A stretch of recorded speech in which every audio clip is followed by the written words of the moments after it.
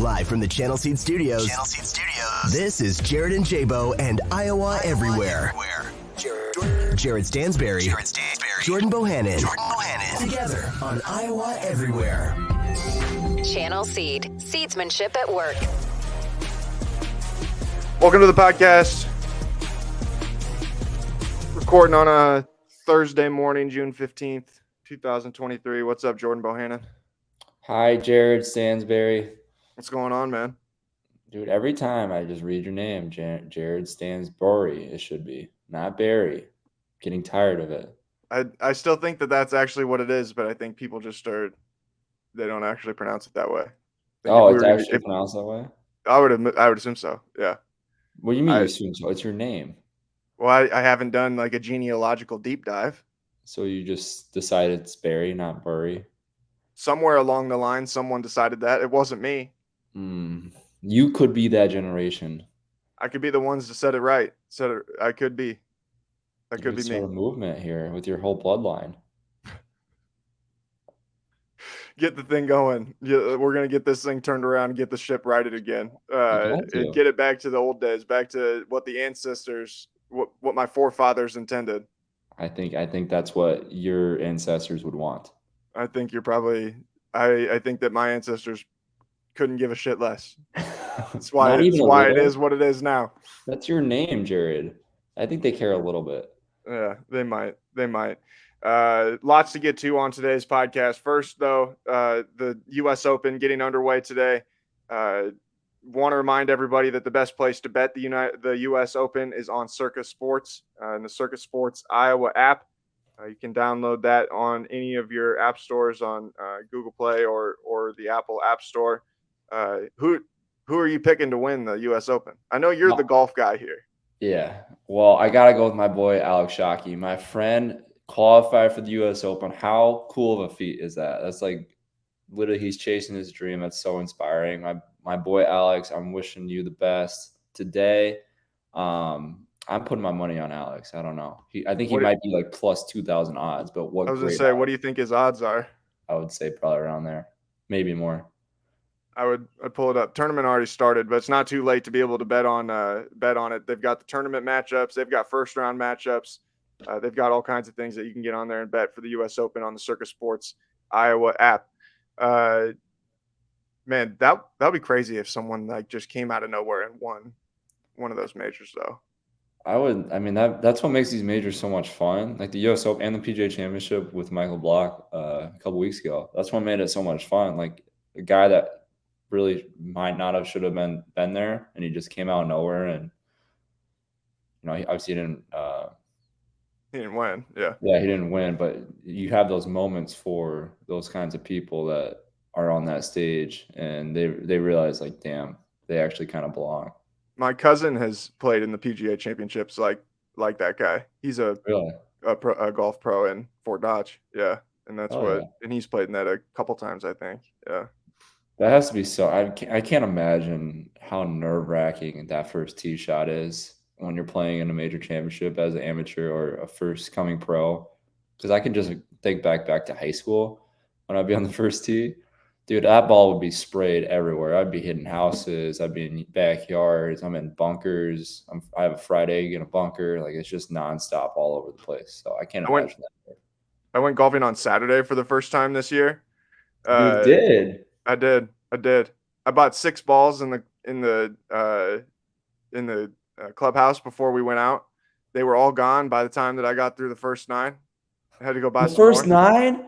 Yeah, dude, I don't play golf. Yeah, through the first 9. You know what's crazy to think about? Like that ball, you lost like literally like $1, $2 every time you lost the ball, basically. Golf's an expensive sport, dude. It is. On top of golf clubs, green fees, cart fees, beer fees. Well, the beer isn't a necessity. You could play without the beer. You can, but it makes it better. That's why it's called birdie juice, right? The more you drink it, the more you're prone to getting a birdie. Right. Yeah, exactly. That's exactly what it is. You found a new sport that you have found a newfound love for here. What was this? Over the weekend, you went fishing for the first time in your life? I'm be honest here, Jared. I never caught a fish in my life. We've got pictures of this of your first ever And fish.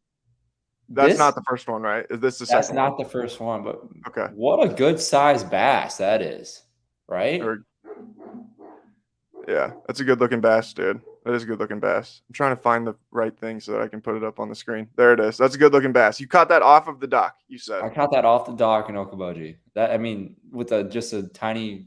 I mean, it was not a tiny fishing pole, but it's a good size rod. Did you just use a worm? No, that's with the lure. Okay. Yeah. I'm See, I'm impressed, learning all dude. these terms too. I'm impressed, dude. I'm impressed by your fishing prowess. Thank you.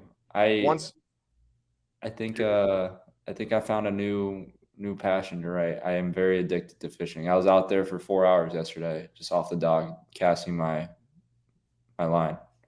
and with this, you can't blame it's not like golf. You can blame your clubs, go buy a new putter, like your putting's going to be fixed. You don't just need to go buy a new rod. Like you can blame the fish then. The fish just aren't biting today. Yeah, they weren't biting yesterday, sadly. I caught a one little tiny pumpkin. I don't know what they're called. Sunshine fish, maybe. Sunfish, yeah. Yeah, Sunfish. I caught one of those little effers yesterday. I went sturgeon fishing one time. Ooh, Do you know what sturgeon are? no, fill They're me in. they like live on the bottom of the ocean.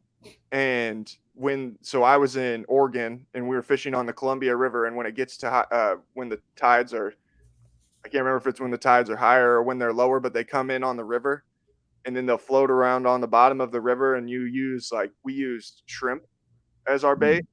And dude, these things are huge. They can be like 7 feet long. And 7 feet?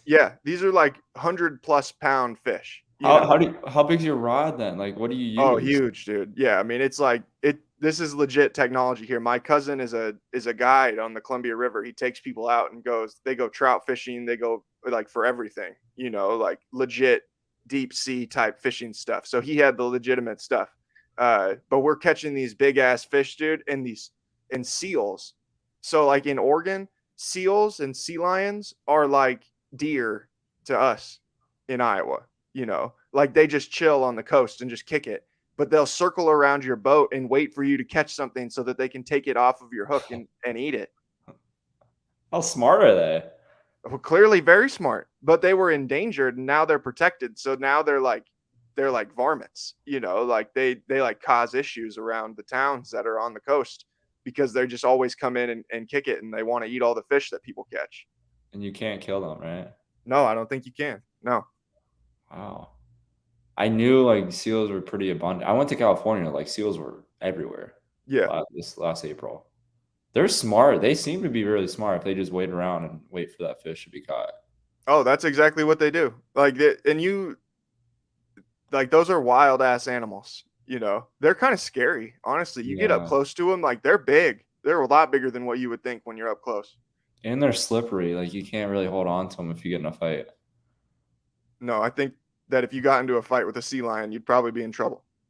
You don't On the think a bright side, human you could would? run away though. On the bright side, you could run away unless they like flip your boat or something. Could you run away though if you're in the water? Well, no, if you're in the water, you're probably screwed. Yeah, it's probably over at that point. You don't think you could take a sea lion out?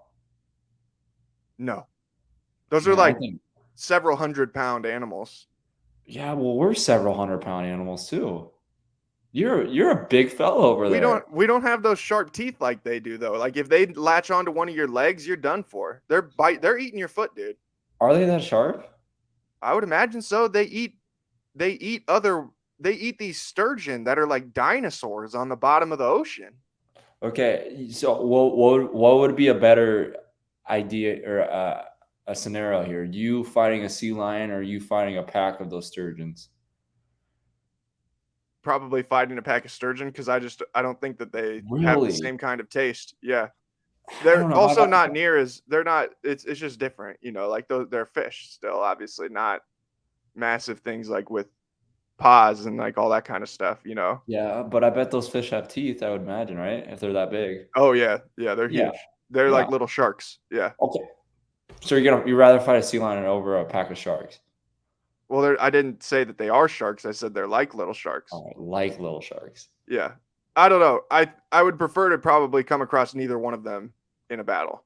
I don't know. If I give like a quick little pop to the forehead of a sea lion, I think he's gonna swim away.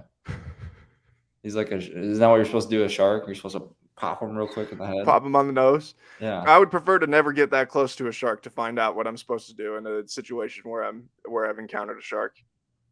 I don't mean this in a bad way. Like, I know there's been people that died in shark attacks. There's probably gonna be one today. Like, I don't mean that in a bad way.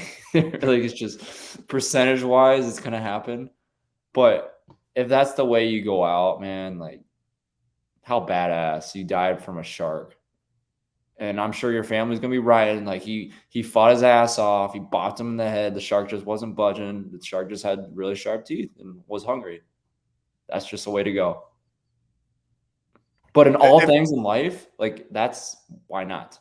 I hope that if I ever get eaten by a shark, you would make it your goal in life to bring that shark down. That would be one of the things. It's like everybody's like, you know what? We can't stand. If Jared can't live, then neither can this shark. Dude, if you got eaten by a shark, I would be like the Happy Gilmore scene where the guy comes back with the alligator that took his caddy or the golf instructor's hand. Yeah, took Chubbs' hand. Yeah, took Chubbs. That would be me. I'd bring it back to your family and lay it, like, knock on the door or ring the doorbell, and I'd lay the shark on the porch and be like, "This was for Jared." And I'm all wet. I'm drenched. I have shark blood all over me. There's seaweed in my hair. I'm showing up to the porch. It'd be an extraordinary day. I think I would go down. I wouldn't go down without a fight. I'd take at least one of those sharks' eyeballs, for sure. Just like Chubbs did. Yeah. Put a little mason jar. Keep it right on top of my pocket. Yeah. Or your pocket. Ooh. Isn't that what he did? He kept it. Didn't he keep it and he like carried it around? You got my hand, but I got his eye. Yeah. Oh man. All right, we do have other stuff to talk about today besides fighting sharks. Omaha Biliew, one of the finalists for a spot on the United States Junior National U19 team. They are going to play in the U19 FIBA World Cup coming up later this month. I think that they have one more roster cut left. I think they have down to 14, started at 30, down to 18, down to 14. The final roster will be set at 12. What do you think that experience can be for Omaha? How much do you think that he can gain from that? Just being able to go through this process of being around these guys, being around guys that have obviously played college basketball already and putting your talents to the test. Yeah. I mean, obviously it's a huge accomplishment just to have the invite to go there and on top of making a cut. I think it's kind of overhyped on the fact of making, I guess I don't want to say overhyped. I guess overhyped on the fact of him using this to get ready for college in an aspect, because AAU is pretty much US is so dominant in top players in the world that it's not really going to help him competing against other players around the world, right? You get what I'm saying?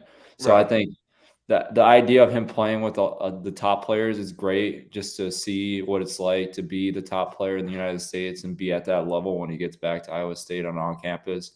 But I mean, from the aspect of him getting ready for college, I think, he's had enough experience to be at this level, to be a dominant player. This is just a cherry on the top, really. It's not really that. It's not going to be a huge difference from him if he wasn't going to make the team compared to what was making the team for Iowa State in the future. I think regardless of who is on the team, the United States, the resounding favorites to win the U19 FIBA World Cup. They open pool play the last week of June. They play Madagascar in their opener. And then they play Serbia. We know Serbia's got some hoopers, but the problem is that I feel like anybody that's playing for Serbia's U19 team probably just didn't make the cut for the senior national team, because I feel like most of their good players by the time they're 19 probably are in position to play for the senior national team. And then Lebanon, they'll finish pool play against Lebanon. The average point difference, United States, they're going to win by 50 plus each game. 50 plus. It's really funny when the women play in the FIBA U19, U18. Dude, they'll win like 130-26 against Nicaragua. Yeah. It's crazy. I didn't even think these countries had like players. I don't want to mean that in a bad way, but players good enough to play. Turns out there's more than just lions and zebras and lemurs in Madagascar. Well, and the movie Madagascar too. I thought that was only. Well, that's what I'm saying. Oh, is that what you're referring to? Yeah, that's what I was referring to. Yeah, Oh, yeah, went right over my head. Didn't understand that one. But no, yeah. I think it's a great experience for him. He's gonna. Is there another cut, or is that the cut to make the team? Yeah, there's one more cut there to get it down to 12. I would be really surprised if he didn't make the cut. From everything I've heard, he's been one of the best players out there. Which Yeah. obviously to be in the Final 14, you got to be one of the best players out there. But I would be very surprised if he's not on the team representing the U.S. out there. Right. Yeah. No, I mean, obviously he's a really, really highly skilled, talented player, and he's very excelled compared to other people in his age group. So I would be surprised if he didn't make the team, but Canada has to be like our main competition, right? In I the feel like they U19. always are when they're younger kids, aren't they? Yeah. I mean, Yeah. I'm sure they have the closest thing to the basketball infrastructure that the United States does. Right. Like But they've got European, AAU teams and stuff. yeah, like European teams aren't. They have a good structure too, like how they don't really have, I guess, a really college setup for a lot of those players to go to college and get to their professional teams, but it's like all intermingled between the professional teams. So there's some guys that obviously you see in the NBA now, like some of these guys are all stars are coming from these types of these types of structures in the European League. Like it can be very beneficial for some of these guys because that's all they'll do is play basketball for high school all the way up to being able to be a professional. And some of these guys are professionals once they get to high school.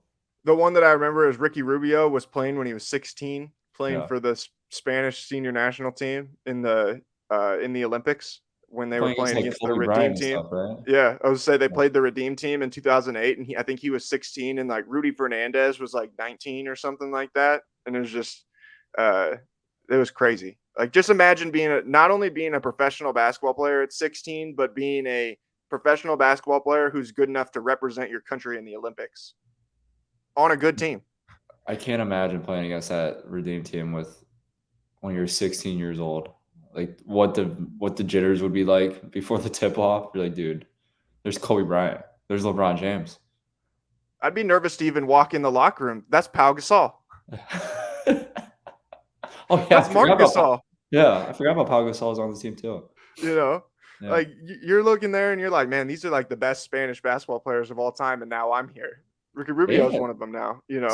Spain always has a really good senior team too. Oh yeah, that's always our competition. I'm interested to see the United States is putting together its FIBA senior national team right now. Walker Kessler came out and said that he's going to play for USA yesterday. I think Brandon Ingram's maybe playing, but it'll be interesting to see if Jokic plays for Serbia. Oh, I didn't think about that. Yeah, or if Doncic plays for Slovenia or any of those things. Like there could be some good competition there if the United States doesn't send one of its best teams. Yeah. I feel like the United States have kind of lost ever since. I mean, they just don't have a lot of the. What was it? The FIBA. What was last summer? They didn't have a lot of guys that commit to. Was it the FIBA World Cup? Yeah, the World Cup is this year. I can't remember. It was qualifying last year, and I think they had Norris Cole leading the team. Yeah, he was like their best player. And I literally played it against Norris Cole for the G League. Like, if we're no offense to Norris Cole, great player and phenomenal point guard. NBA champion Norris Cole. Yeah, but he's 38 years old. He just probably not the best United States player to be sending. One of the worst ones ever was, I can't remember if it was like what year it was, 2019 or something like that, where we had the FIBA World Cup, and I think the United States got 8th because we sent like the F team. It was one of those things where you're like, man, if we send this group to the Olympics, we're in trouble. And even then, they sent a better group than that to the Olympics, and then they lost to Nigeria in the friendlies before the Olympics even started. They had like Devin Booker though, and didn't they? Wasn't Devin Booker on the team? Which one? The USA team? When they lost to Nigeria, wasn't that? Well, he was on. No, they did have a bunch of NBA players, and then Mike Brown was their coach, but they didn't have. I don't think they had anybody that was Devin Booker big. Like they did have some big names, but. Oh, that's what year was it when they lost to the Australian team? That's when Devin Booker was on the team, I think. That probably was in 2019. Yeah. 2019, yeah. Yeah. And that was a good team they put together. That wasn't a terrible, awful No, team. It wasn't horrible. It was a young team, if I remember correctly. I would have to go back here. I'll pull it up right now. 2019 FIBA World Cup team. Well, it's just hard to get some of these players committed after. I mean, the NBA season's so long, right? Like some of these guys are getting done early May, late May, early June. Right. Like you can't blame anybody for being like, yeah, I don't want to play in that. Like Yeah. it's like Jokic. Like Serbia obviously needs Nikola Jokic to play in that if they have any hope of winning or getting a medal or any of those kinds of things. But like, would anybody blame Jokic if he's like, yo, I want to spend some time with my family. I just played until mid-June. Yeah. I don't blame any of those players. Like, especially how grueling after I went through a G League season, like I want time with my family and friends, and I can't imagine going through an NBA season all the way. All right. Here was the 2019 FIBA World Cup team that finished. What place did we get? Oh, it looks like the United States might have won. Am I confusing myself? Oh no, they did finish 7th. Okay. Derek White, Donovan Mitchell, Joe Harris, Marcus Smart, Harrison Barnes, Jaylen Brown, Jason Tatum. Jesus, I had the whole Celtics out there. Okay, Mason Plumlee, Miles Turner, Brooke Lopez, Chris Middleton, and Kemba Walker. How many Celtics players is that? Is that 3? 1, 2, 3, 4. 4? Yeah. Basically, the entire core of the Celtics made, and then Kemba at that time, I think he might have even played for the Celtics. I mean, that's not a terrible roster, but they shouldn't have gotten 7th with that roster. No. At that time, though, I mean, you got to think too. Jason Tatum was 21. Like that was a pretty young roster. Jaylen Brown was 22. Miles Turner was 23. Like that's a pretty young team. Yeah. But it says earlier candidates: Devin Booker, Jimmy Butler, Mike Conley. Like it's all the guys that you would expect, and they all declined. Yeah, they either withdrew or they got cut. It looks like Thaddeus Young and Bam Adebayo were the only 2 players who got cut, apparently. Thaddeus Young, is he still in the league? Thaddeus Young is on the roster with the Toronto Raptors. Really? Yep. Wow. Some of these guys just find a spot, man. Like you just don't hear about them, but they're still getting that check. Well, it's funny. I was watching the game the other night, and DeAndre Jordan came into the game. Hadn't played a minute. Had played 10 minutes in the entire postseason. Yeah. And he checks into the game, and I was like, "Hold on. When did DeAndre Jordan get added to this roster? Yeah. Like, where did this guy come from?" And then all of a sudden he's sitting on the sidelines chopping it up, and I'm like, NBA champion DeAndre Jordan, here we go. Like I had no idea he was even on the team. Dude, who did I play against in Vegas? He was on the G League team. Tall guy that went to Kentucky. He was really, really good. I'm spacing. Nerlens Noel. Willie Cauley-Stein. Willie Cauley-Stein, that's who it was. I'm walking out of the tunnel, and we're about to play this showcase game in Vegas this past year. And I'm like, granted, this G League is nothing like college basketball for guys that don't understand the inside. Like, there's not really a scout. Like, you kind of just show up and play. Like, it's just like a showcase, like guys that are trying to get called up, basically. And we show up to this game. We have like a brief like scout.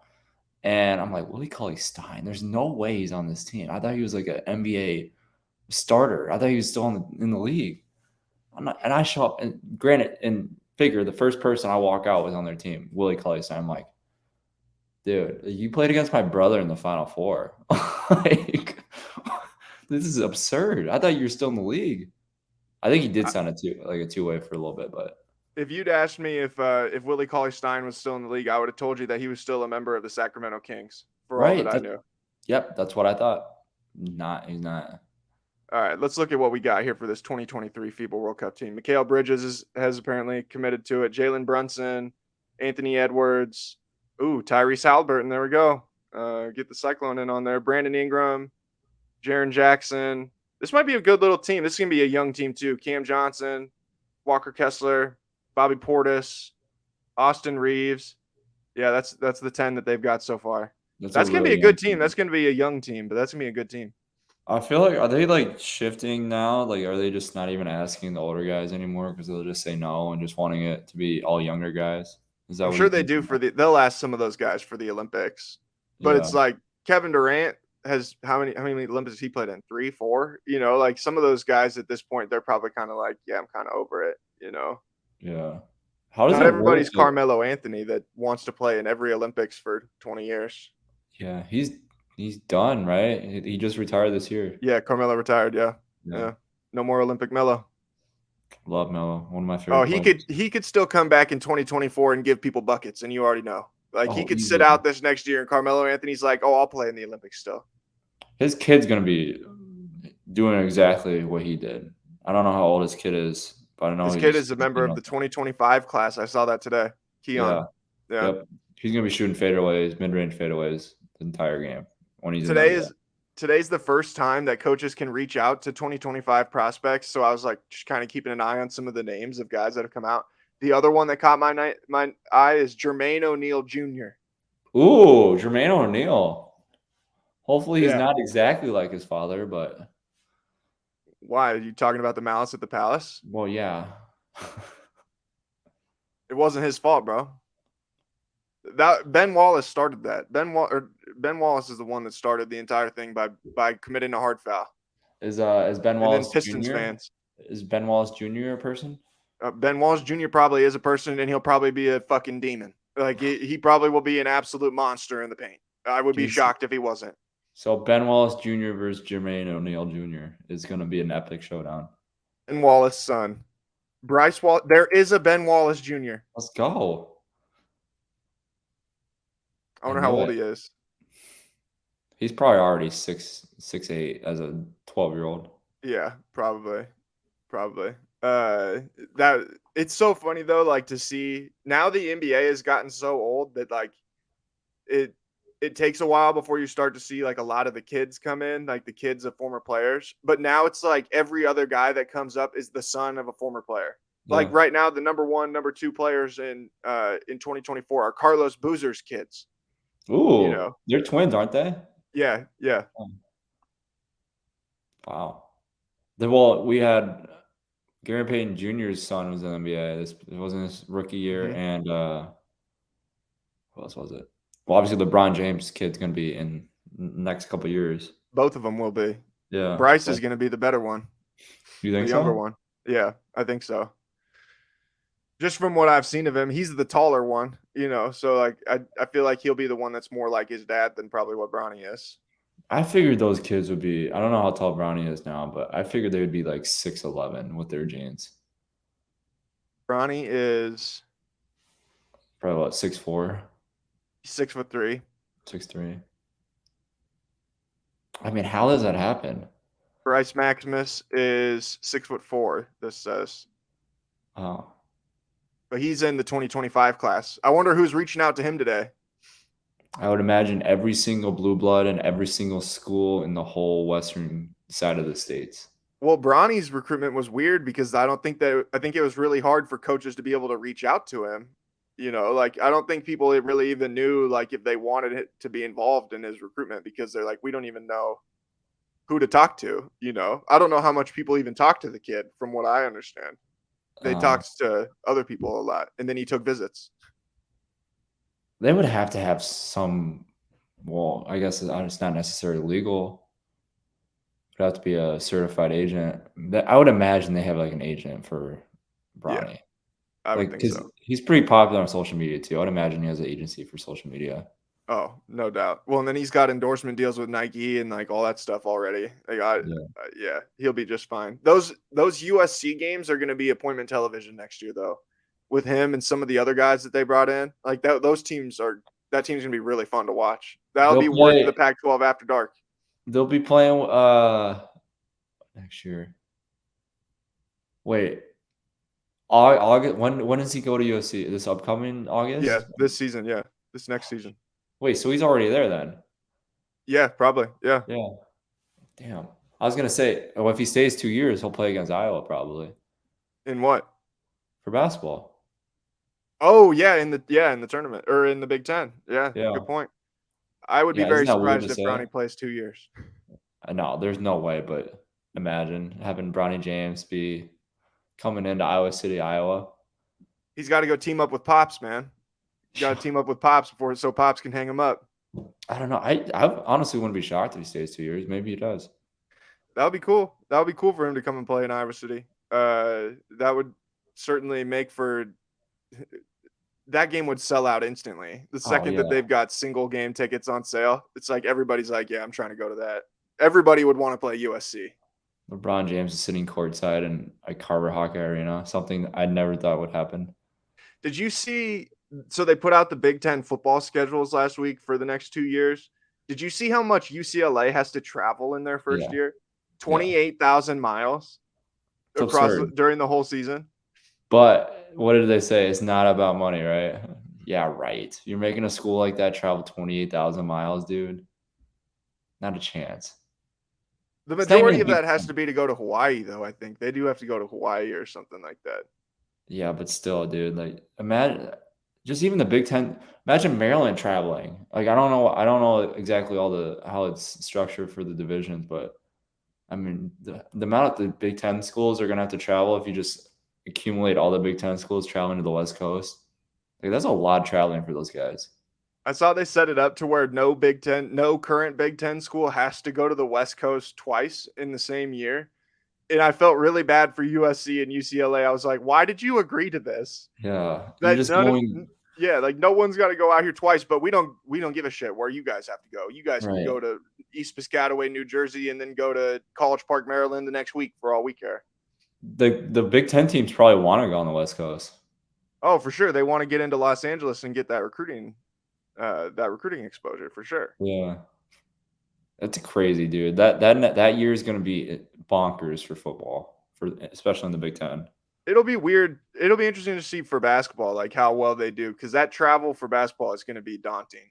You know, I would imagine there's gonna have to be some sort of like employment for these athletes once that happens. Like how can people sit up and and say like they can miss like 3 days of classes for traveling to the West Coast? You know what I'm saying? right? Because I would think that they're going to have to do it in swings where it's like, okay, you're going to go play Purdue on Thursday, and then you're going to play Indiana on Sunday, Yeah. but you're going to stay in Indiana the whole time. You know, and we're going to take you out of class on Wednesday. You'll miss Wednesday, Thursday, Friday, and then you'll have to be with the team all day Saturday and then play another game on Sunday with traveling twice and then flying back to Los Angeles somewhere in between. Logistically, I don't know how it's going to be possible. God bless the sweet soul, whoever is the media or the medium guy or girl, bringing all these schools together and the TV stations and trying to figure this out. Because I know they've been working 19-hour shifts the past year. Oh, at least. Want to remind everybody right now, one of our sponsors of the month here on Iowa Everywhere is the Hinterland Music Festival taking place just south of Des Moines in St. Charles, August 4th through the 6th. Bonnie Vare, Zach Bryan, Maggie Rogers. You know, we've talked about this over the last couple of weeks. Sylvan Esso, Noah Kahan, Orville Peck, all kinds of great acts coming to Central Iowa, just south of Des Moines, August 4th through August 6th. You can find more information, music and camping passes right now on sale at hinterlandiowa.com. This is going to be a great time. Highly recommend this for anybody that is looking for something to do in early August. And hopefully we'll have great weather and it won't be 10 billion degrees, even though I'm sure that it probably will be by August 4th. I always say this, Jared. I rather have that issue of it being really hot than really cold, right? Yes, 100%. Yeah, right. It's easier to cool down than it is to get warm, like in the, you know, out like if you're out in the middle of the tundra. Yeah. But I don't know. I'd rather be naked than fully clothed too. So I appreciate you putting that mental image out there for everyone. That's great. That's great. Thank you for that. Did get some news last week about the new college football video game. We talked about this several weeks ago. The College Football Players Association is organizing a boycott of the 2024 EA Sports video game. This comes from On3. Justin Falcinelli helped build one of the top college football programs of the 2010s. Clemson's, okay, this is a whole thing but he's the president or vice president of the College Football Players Association. and they are not impressed by the amount of money that it is, reportedly going to be in this cash pool for athletes, somewhere around $5 million, roughly $500 per player. He said, quote, "All current players should boycott this deal. It is an opt-in deal, and they should not opt into it. It is just a ridiculously low amount of money. Given the context and the hype that surrounds this game, when we first heard the number, we're like, all right, that sounds low. Let's go figure out if it's low." And then started talking to guys, talked to some of my friends, some guys who are still playing in the NFL. So what are NFL players getting paid for Madden? And the numbers were given from 2019. It was disclosed that they got, I think, about $17,000. And then a current NFL player told us that he got a check for $28,000 this year for Madden. You should not participate in this. It is a simple cash grab just to get you for the lowest amount possible. And it's one team partners and all these organizations that don't really represent the players' best interests. Thoughts?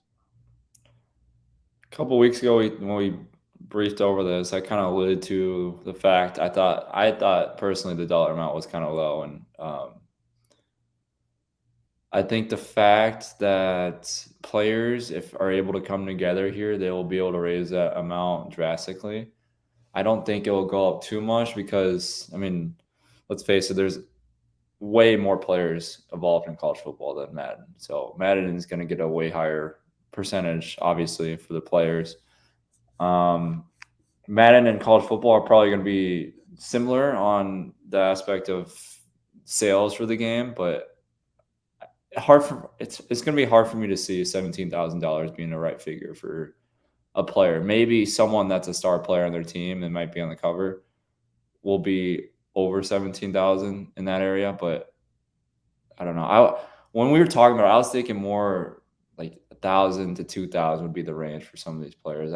I do think 500 is pretty low. I think it would be, a lot of this could probably be resolved if they had more of a tier system. From what I've been able to gather, it feels more like the issue is that the best players are not getting more money when because I still will maintain, like, what's the value of the third string right tackle at Bowling Green? Like, is that even worth $500 to EA Sports? Realistically, probably not, So that's where it's hard. It's like, if there was some sort of escalator system or something that was in place that would allow those guys that are at the top to make more money, I would understand. But you do make a good point. We're talking about a difference between 53-man rosters with 32 teams versus 100+ man rosters for 133 teams. Two drastically different numbers, drastically different types of pools of players that are being in this situation. I would find it very hard to believe that anyone is going to make $28,000 off of this game.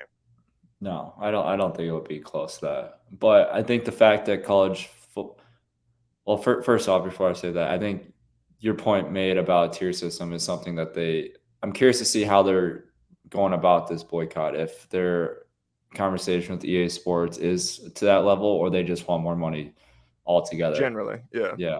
So I think if they were go to the fact that what you just said, the tier level, that would make the most sense, right? Like starters would get a certain amount. Starters at like Power 5 conferences get a certain amount. Then third strings, all the backups get a certain amount at different types of schools. I think that's the best way to go about it and making the most fair.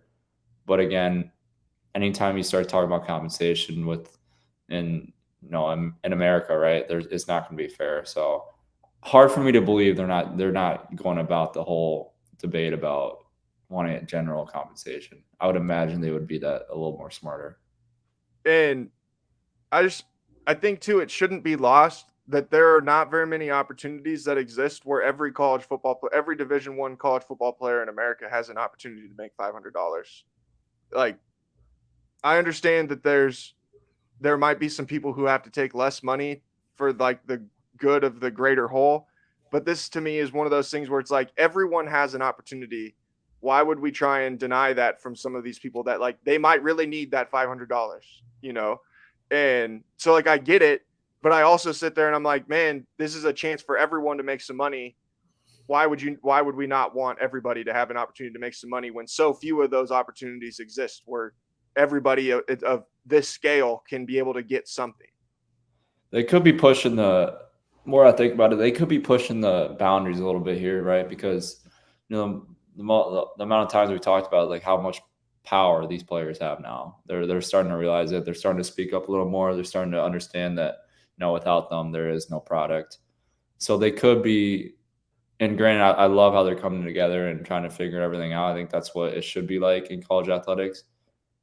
I totally lost my train of thought, but I think I think where you're going, I don't know how much leverage they have here. Yes. I don't understand exactly where they're trying to get from this, because there's only so much games that will be sold, right? Like it's not going to be something extraordinary amount that's never been heard of in video game history. Like, it's going to be something within the boundaries that they have estimates of, that probably the College Football Player Association probably knows and seen the numbers. Maybe they're trying to ask for 750, like an extra, a few $1 million that they're doing generally. But like I said, I think tier is the only way to go about it if they're really wanting to debate this and boycott it. Yeah, and I think that EA and everybody has made it pretty clear that they're trying to do right by everybody.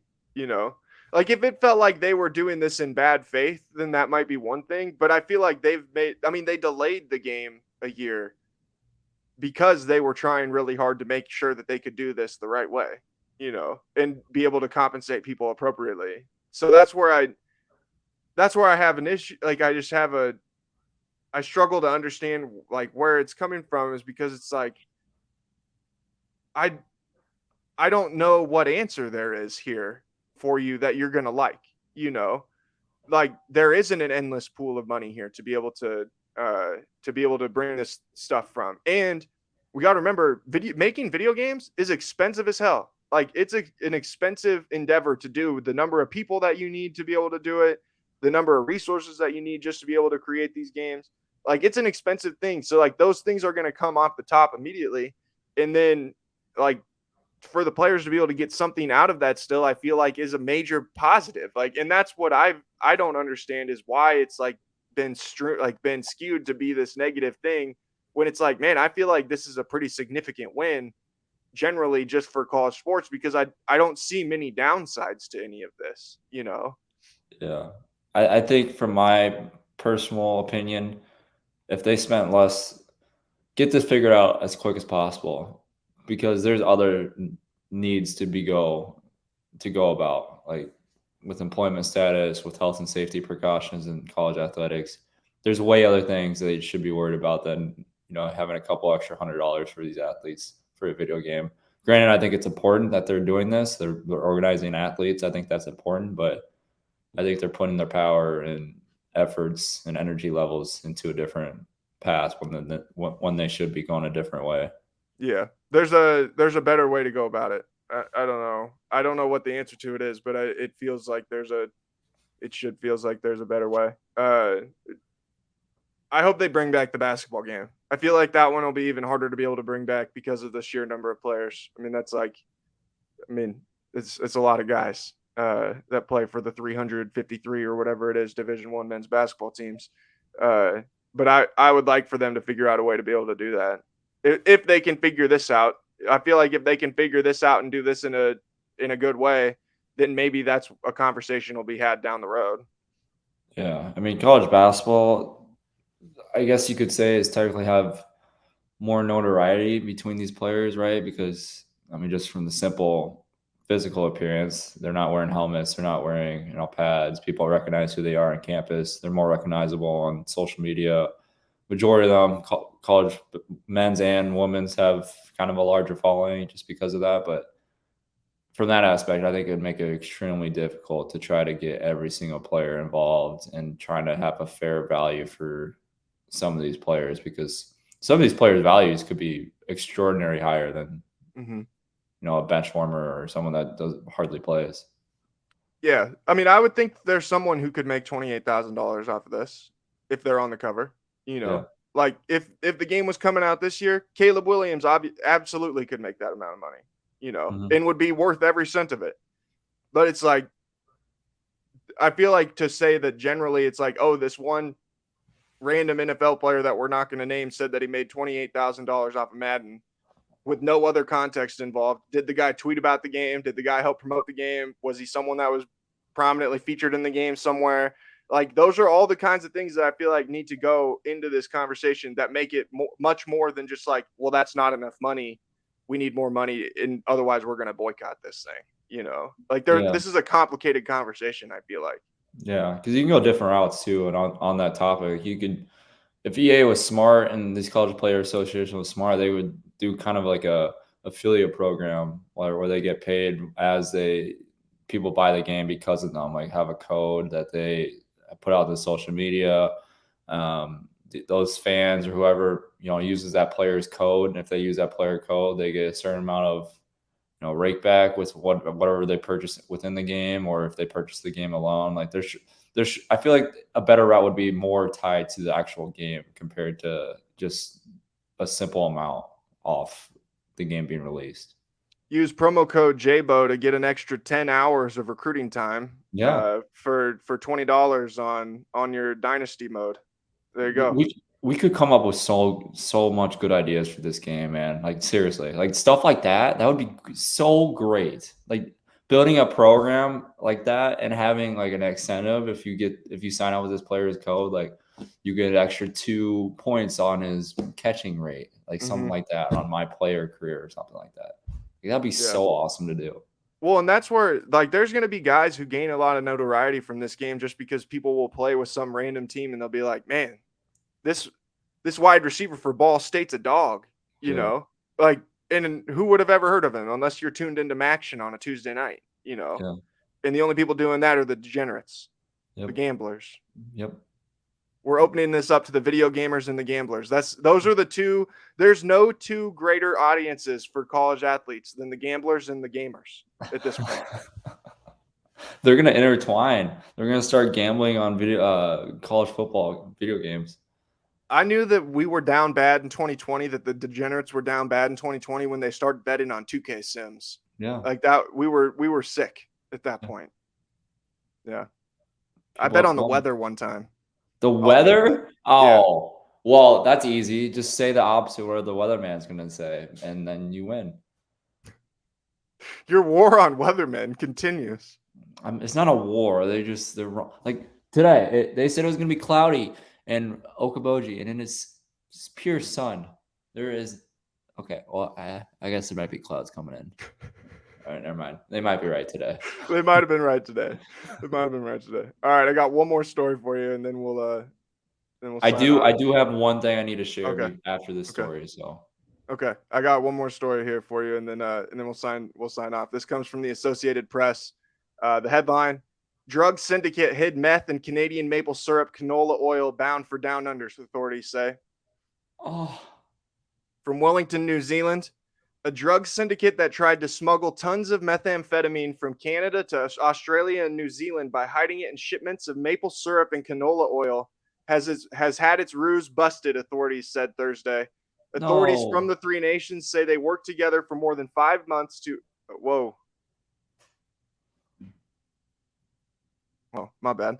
Authorities from the three nations say they worked together for more than 5 months to unravel the elaborate scheme that was worth billions of dollars. Authorities in New Zealand and Australia say they've made a dozen arrests and expect more to come, while Canadian authorities say they are still investigating the case and aren't yet providing all the details. Australian police say they intercepted 4 separate hauls of meth weighing more than 6 tons and filed charges against 6 men. They said that in January, Canadian authorities alerted them that 2,900 liters of liquid meth had been hidden in 180 bottles of canola oil bound for Australia. And then I'm trying to find where it says the thing about...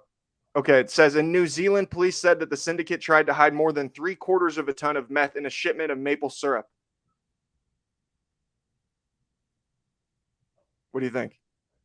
Not my sweet, sticky sweetness maple syrup. Why? Why do you have to do that to me? That's my home, and we're just poisoning it with meth. What a waste. Do you think that they had it like actually in the maple syrup, or was there some sort of way that they had masked the maple syrup or put it into some sort of like false bottle that had a different container on the inside that they could put the meth into, and then the maple syrup was around it, you know? Like, this is obviously an intricate thing. Yeah. To have been able to do this and to be able to transport 6 tons of it. So like there has to be some way that like the product inside was not compromised, or at least I would hope so. Well, what sticks out to me most is the fact this is Canada, New Zealand, and Australia. Like, how hard of a job is this to get that transferred between the 2 countries? 3 countries. Probably a lot. Probably a lot. This is Well, probably Australia's a lot of work. continent, actually. So 2 Yeah. countries in a continent. Yeah, this is a lot of work. There was a lot that went into this, a lot of investigation, I imagine. Like, this is going to be a huge – I feel like there's going to be hundreds of people involved. This has to be a movie, right? The great maple syrup something, And I'm going to be at the head of it. I'm gonna come out and be like the Walter White of it all. Yeah, it turns out you're the head, like you're the kingpin of the drug syndicate. Involved with maple syrup. Maybe this is why you love maple syrup so much. That's what I'm saying. They poison my maple syrup, my sweet stickiness, sweetness. Are you sure you're not addicted to meth? I don't know. Do I look like one? Jawline's the first thing that goes, right? I mean, the mustache. Oh, no. Is that why I wanted to grow one? That's got to be what it is. It gives off meth head vibes. You have one. Well, not anymore. I'm clean. I'm clean shaven. It's coming back in. I see that. I see that soul patch. Yeah, it'll be back. No, it's just a shadow. It'll be back. Oh, all right, man. You got anything? Oh, you said you had one more thing. I have the Jared Stansbury back check of the week. Oh, okay. This is coming from Dylan Luft, and he said, "Next time you're on Jared with Jared wow, let me try that again. Yeah. Next time you're on with Jared Stansbury, tell him the best eight-man team came from Northwest Iowa, Armstrong Ringstead, back-to-back state runner-ups, and then back-to-back state champs. And yes, I was on those teams. Laugh out loud. Yeah. Well, thanks, J-Bo. Go Hawks. You know what the final score was when Fremont Mills played Armstrong Ringstead in 2012? I think actually Armstrong Ringstead did beat them one year. But then Fremont Mills beat them 46-20 the year that Fremont Mills won the state championship in the semifinals. And then they won the state championship game 80-0. So they outscored their 2 opponents at the Dome 126-20. That's a pretty good argument on how they're the best 8-man team. Yeah. So no offense to, what was his name? Dylan, you said? Dylan Luft. Yeah. No offense against the Armstrong Ringstead or any of those things. I'm sure that they were great teams. I'm just saying I've only ever seen one team outscore their opponents at the Dome by 100 points, and that was them. So who's right here? I don't think we'll ever have an answer. That's the beauty of sports. This is like the debate between who's better, LeBron or Michael Jordan. Right. I have my personal belief. Dylan has his personal belief. It sounds like his belief might be a little bit biased. I'm going to be honest. There might be some bias behind it. Yours might be a little biased too. Mine's only biased because I knew those guys, but I didn't play for the team. Oh, so you're saying he's more biased because he played for the teams? Yeah. Like, that's like you coming to me and saying, oh, the Hawks are better than the Cyclones. Well, yeah, I would hope that you would say the Hawks are better than the Cyclones. Well, if we want to go that route, during my time, statistically wise, yes, they play. But you get what I'm saying. It's like, obviously Jordan Bohannon is going to say that, like, obviously someone who went to Armstrong Ringstead is going to say that Armstrong Ringstead was better than Fremont Mills. Okay. And obviously someone that went to your high school is going to say their team was better too. Yeah. I didn't go to Fremont Mills. Okay. But you know what I'm saying? I appreciate that he tried to fact check me and then I fact checked it right back I Googled it right away. I was like, no, well, I got this too. But I do think Armstrong Ringstead beat Fremont Mills in 2010, and then Fremont Mills came back and beat them in 2011. So, like, I'm not going to say that Armstrong Ringstead didn't have a great program. They do, So each program is good. Yeah, both programs are good. Both programs deserve credit for being 8-man powers. But Armstrong Ringstead might be the bigger powerhouse. They could be, I suppose. But I was talking about one singular team, not the program. Okay, fair enough. Yeah. There we go. All right, man. We'll talk to you next week. I think we're going to do that every week. We're going to have a Jared Stansbury fact check of the week. I'm sure there will be something. Someone along the lines will be able to – they'll come up with something that I said that was wrong somewhere every week. It happens all the time. Yeah, one of us. I've accepted it at this point. All right, man. We'll talk to you next week, all right? Yeah, peace. Talk to everybody again soon. Peace.